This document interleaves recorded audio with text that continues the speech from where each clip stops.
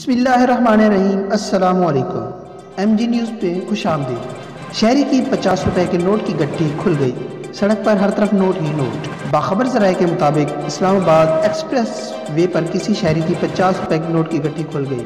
Video में देखा जा सकता है कि इस्लामाबाद एक्सप्रेस वे पर शहरी की गट्टी खुलने पर हर तरफ नोट ही नोट बिखर गए। एक्सप्रेस वे पर लोगों ने अपनी गाड़ियां रोक कर नोट जमा किए, जिसके बाद ट्रैफिक भी रुक गया। इस दौरान गाड़ी के अंदर से वीडियो बनाने वाला शहरी नोट मुतल्लिका शहरी को देने की दुहाइयां देता रहा।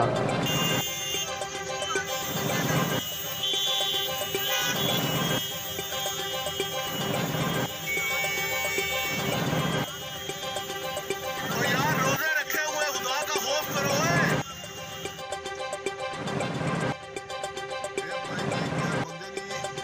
गठी खुलेगी वे नोटा नहीं नोटा पर भाई नोट ही नोट है ये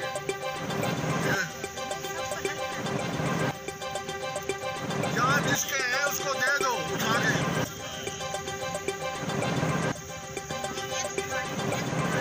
ये दिया ये उठाने का दिया है यार जिसे है उसको दे दो।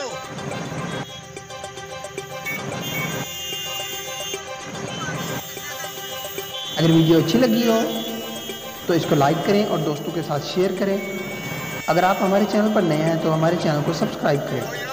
अस्सलामु अलैकुम।